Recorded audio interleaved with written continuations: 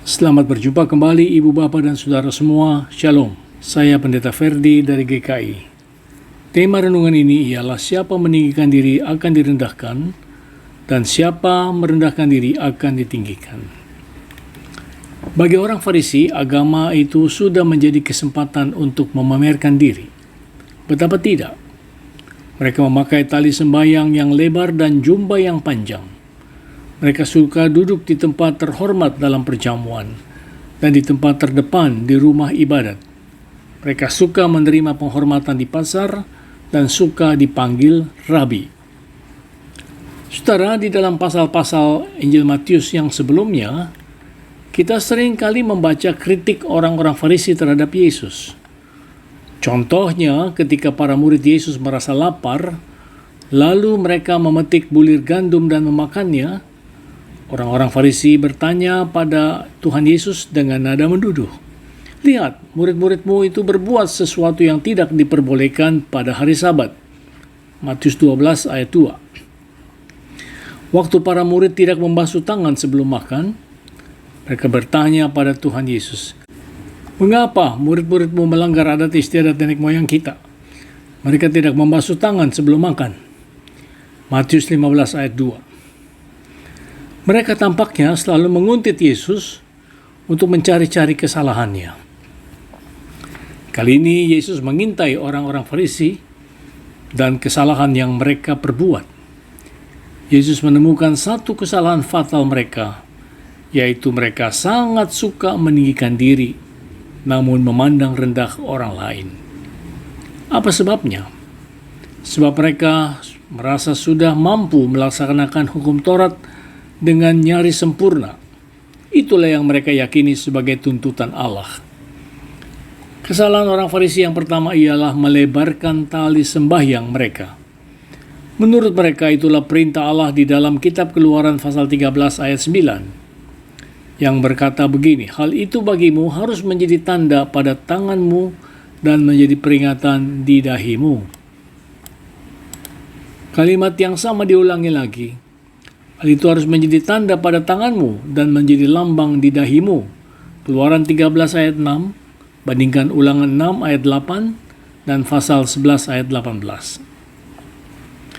Untuk memenuhi perintah ini, orang Yahudi saat berdoa memakai apa yang disebut tefillin, yaitu tali sembahyang sampai sekarang. Tali sembahyang itu dikenakan setiap hari kecuali hari Sabat dan hari-hari raya lainnya. Bentuknya seperti kotak kulit yang kecil. Satu dililitkan pada pergelangan tangan dan satu lagi pada dahinya. Yang di pergelangan tangan ialah sebuah kotak kulit kecil berbilik tunggal.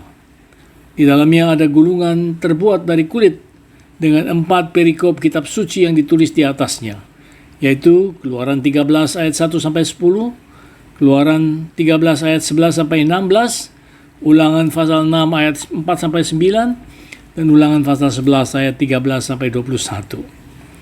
Yang dipasang di dahi juga sama, kecuali mempunyai 4 bilik kecil dan di dalam bilik itu ada gulungan kecil yang masing-masing bertuliskan 1 dari 4 perikop tadi.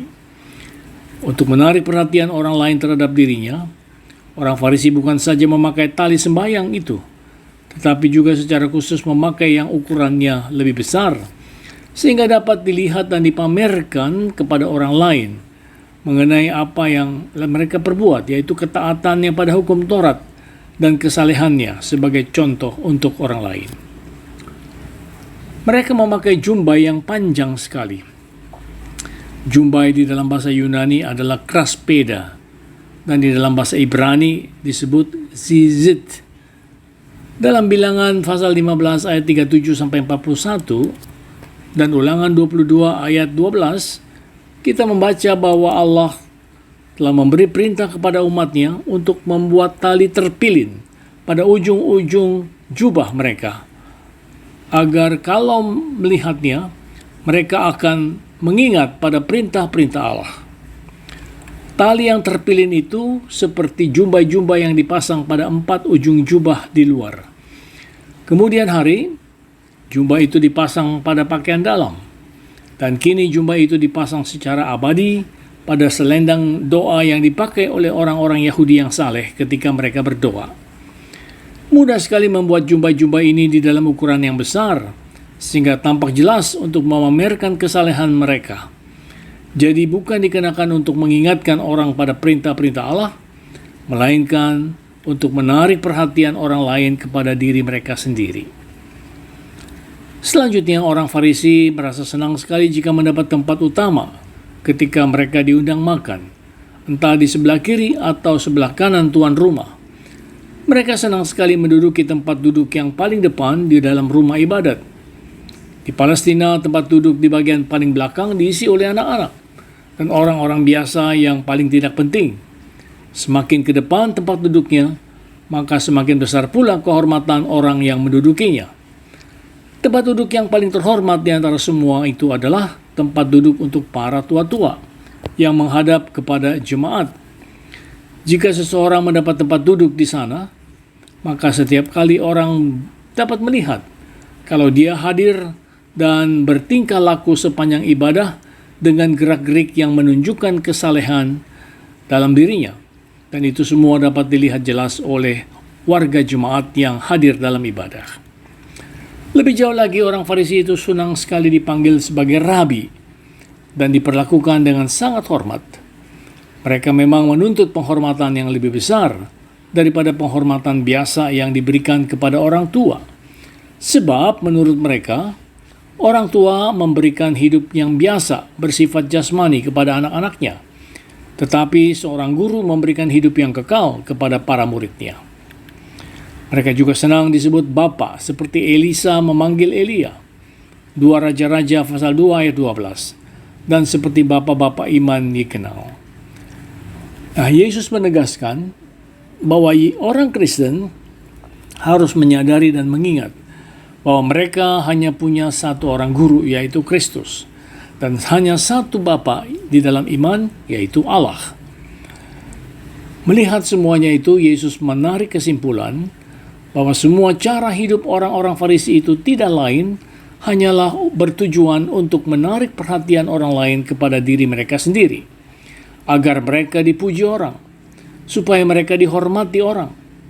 Dan ini bukanlah sikap hidup yang diajarkan oleh Tuhan Yesus kepada para muridnya. Yesus menginginkan supaya para murid dan umatnya hidup di dalam kerendahan hati.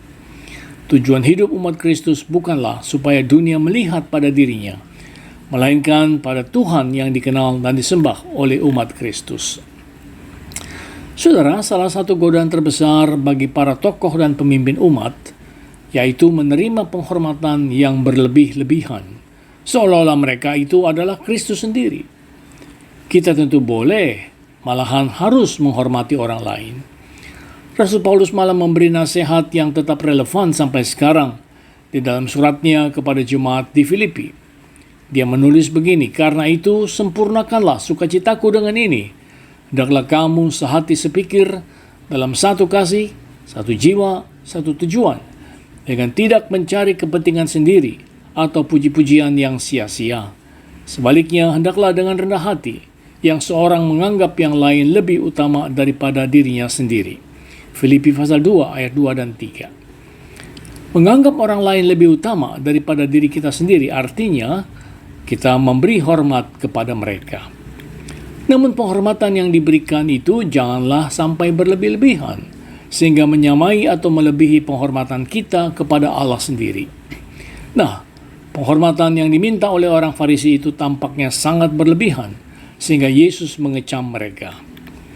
Saudara, setiap agama yang mendorong sikap dan tindakan untuk memamerkan kesalehan dan kesombongan di dalam hati adalah agama yang palsu.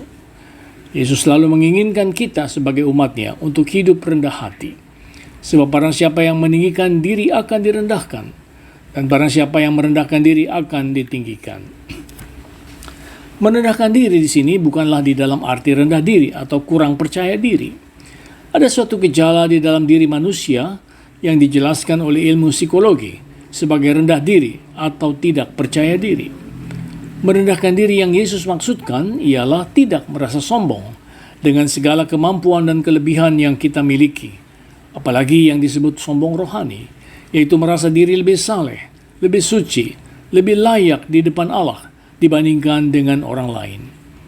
Yesus mengecam sikap orang Farisi yang sombong rohani dalam Injil Lukas pasal 18 ayat 9-14. Ada dua orang pergi ke bait Allah untuk berdoa. Yang seorang ialah Farisi dan yang lain seorang pemungut cukai.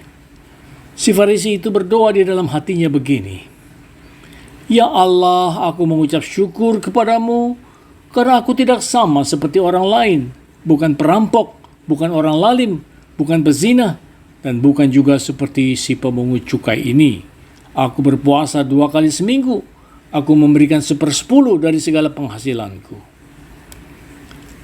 Tetapi si pemungut cukai itu berdiri jauh-jauh, bahkan dia tidak berani untuk menengadah ke atas, melainkan dia memukul dirinya dan berkata, "Ya Allah, kasihanilah aku orang berdosa ini." Lalu kata Yesus, "Aku berkata kepadamu, orang ini pulang ke rumahnya sebagai orang yang dibenarkan Allah, dan orang lain itu tidak." Yang dimaksud orang lain itu tidak lain adalah si orang Farisi. Mengapa? Sebab dia sudah meninggikan dirinya di hadapan Allah, maka dia direndahkan. Tetapi si pemungut cukai itu ditinggikan, karena dia sudah merendahkan dirinya. Jadi jelas sekali, yang dibenci dan yang tidak disukai oleh Allah adalah sikap sombong, lebih-lebih lagi sombong rohani. Amin. Marilah kita berdoa. Allah Maha Pengasih, kami datang di dalam kerendahan hati sebagai umat-Mu. Engkau mengajar kami untuk selalu merendahkan diri di hadapan-Mu ya Tuhan, bahkan di hadapan dunia ini. Kami bersyukur atas firman yang sudah kami dengar dan renungkan ya Tuhan. Biarlah firman-Mu itu tetap tertanam di dalam hati kami sebagai umat-Mu. Kami mau berdoa untuk mereka yang sakit dan lemah. Berilah kekuatan, bahkan kesembuhan kembali kepada rekan, teman, dan para kekasih kami yang sakit. Tolonglah mereka dengan kuasa dan kasih-Mu ya Bapa, supaya mereka mendapat apa yang mereka rindukan, yaitu kesembuhan kembali. Kami terus berdoa untuk para tenaga medis, para dokter, para perawat, juru obat, dan semua orang yang berusaha untuk menolong orang-orang sakit. Lindungi mereka dari segala bahaya. Kami doakan semua keluarga yang merawat, menjaga, dan menunggu kekasih yang sakit. Berilah kekuatan kepada mereka untuk tetap merawat dengan penuh kasih dan kesabaran. Kami mau berdoa untuk gereja-gereja-Mu. Berilah kemampuan kepada mereka untuk terus melayani dan bersaksi di tengah dunia yang haus akan kebenaran dan keadilan. Kami mau berdoa untuk pemerintah kami. Berilah mereka hikmat dan kesanggupan untuk menjalankan tugasnya dengan sungguh-sungguh, jujur dan adil, merata untuk semua warga masyarakat kami. Kami berdoa di dalam nama Tuhan Yesus Kristus. Amin. Saudara, jika Anda merasa renungan ini bermanfaat, Anda boleh meneruskannya kepada orang lain, dan Anda tidak perlu minta izin dulu pada saya. Tuhan memberkati saudara.